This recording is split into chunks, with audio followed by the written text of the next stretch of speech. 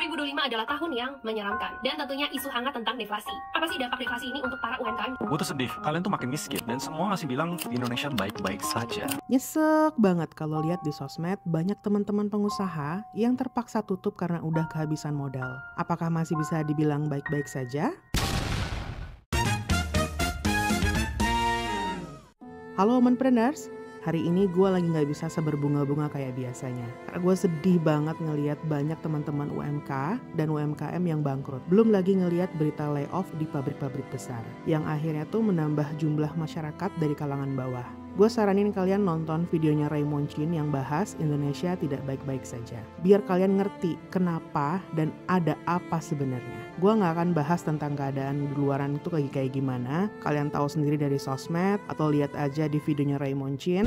Justru Coach Sebi di sini pengen kita fokus pada problem solvingnya. Ya karena emang pengusaha tuh harus fokus pada solusi. Kalau kita sibuk meratapi nasib, gak akan ada masalah yang selesai. Coach Sebi bakal bahas gimana caranya kita bantu diri kita sendiri buat keluar dari masa gelap ini. Di video itu, Raymond Chin bilang kalau kita mau bangkit, kita harus jalanin warga tolong warga. Menurut gue gerakan warga tolong warga ini tuh bagus banget kalau kita emang mau selamat melalui masa gelap ini ya. Nggak usah nunggu pemerintah turun tangan. Cuma kita guys yang bisa bantu diri kita sendiri. Oke. Kalau kita mau aplikasiin gerakan warga tolong warga ini, yang artinya kita sesama penggerak ekonomi di kalangan UMK atau UMKM, ada dua peran yang kita bisa mainin. Peran pertama itu kita sebagai customer.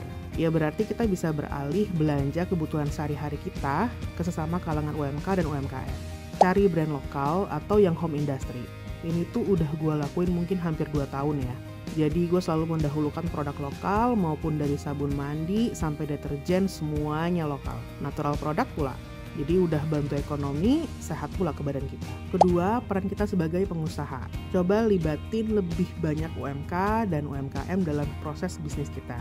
Misal, kita cari supplier lokal atau kalau bisnis kalian servis, kalian juga bisa kolaborasi produk atau servis, bahkan bisa cross-selling, apapun itu yang penting halal dan gak ngerugiin orang. Tapi sambil nyari lawan collab, kita coba perbaiki di internal kita satu-satu. Coach Sebi udah siapin 5 langkah buat Omenpreneur lakuin.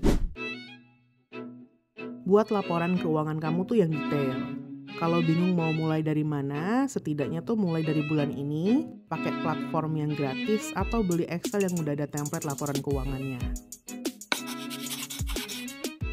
Nah dari sini tuh kelihatan variable cost atau fixed cost kita tuh apa aja. Dan bisa kelihatan untung ruginya bisnis. Jangan sampai bisnis itu malah ngegerus tabungan pribadi kita. Makanya uang bisnis dan uang pribadi itu harus dipisah dari awal. Dari laporan keuangan ini tuh juga kita bisa lihat cost apa aja yang bisa dihemat. Pengeluarannya bisa dikelompokin, mana yang primer, mana yang sekunder, dan mana yang tersier. Nah yang gak penting tuh gak usah dibeli. Beli secukupnya aja. Siapin cash untuk kebutuhan lain di bulan depan.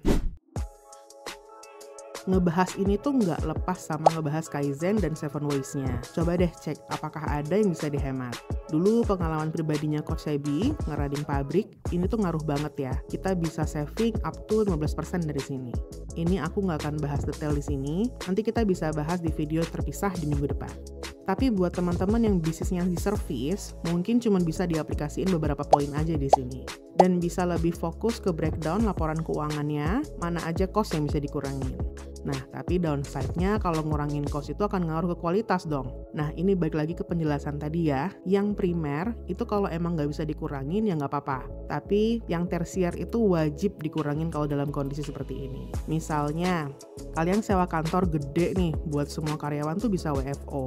Coba deh di mix. Mungkin 50% WFH, 50% WFO, dan masuknya bisa gantian. Akhirnya bisa ngurangin biaya sewa kantor kan? Ditambah lagi kalian bisa pilih kantor yang lebih murah. Nah, biasanya pengeluaran tersier ini tuh erat kaitannya sama pride. Coba deh turunin dulu rasa bergengsinya, fokus ke continuity bisnis kita. Pikirin, ada berapa karyawan yang bergantung sama kita. Belum lagi kalau semua keluarganya yang mereka hidup itu kita hitung. Jadi emang kalau jadi leader itu tanggungannya berat, iya benar itu. Sebanyak itu nyawa yang bergantung sama setiap keputusan kita. Kebanyakan pengusaha itu memilih layoff buat ngurangin cost. Nah, penting banget nih di sini untuk mikir berkali-kali sebelum ngerampingin perusahaannya.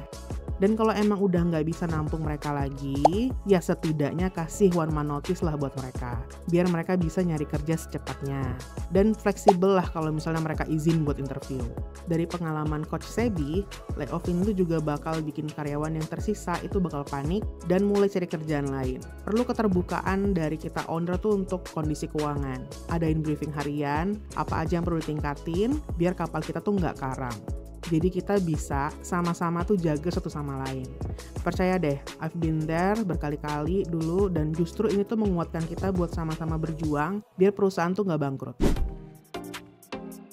Pasar tuh selalu berubah, terutama kondisi ekonomi begini.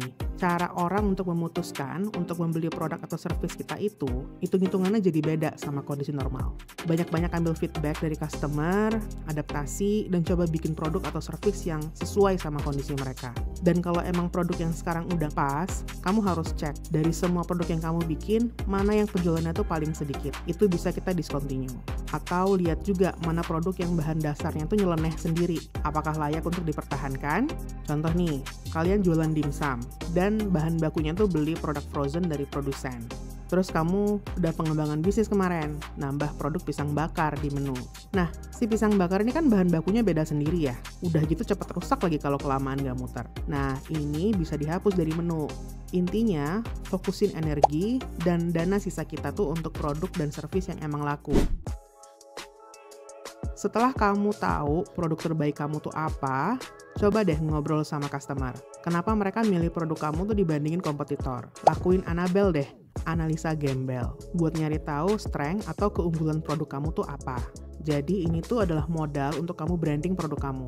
Nggak perlu takut produk kompetitor lebih baik, kamu tuh punya market sendiri dan amplify value yang berbeda dari kompetitor. Underline value yang berbeda. Nih, Coach Sebi kasih tips ya, biar biaya marketing kamu tuh murah. Cobain cari anak magang dari digital marketing atau cari digital agency yang baru buka dan butuh portofolio. Kalian bakal sama-sama untung kok.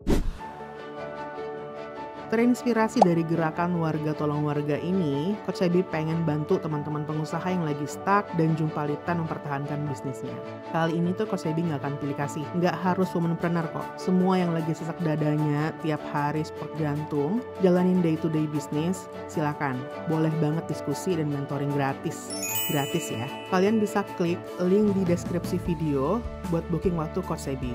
Di sesi pertama, kita akan bahas kondisi awal bisnis kamu tuh seperti apa. Dan kita akan lanjut ke sesi mingguan untuk mentoring. Mudah-mudahan ini bisa bantu ekonomi bangsa kita untuk bangkit lagi ya. Amin. Coach Sebi ngerti banget ini situasi yang berat, tapi jangan nyerah ya.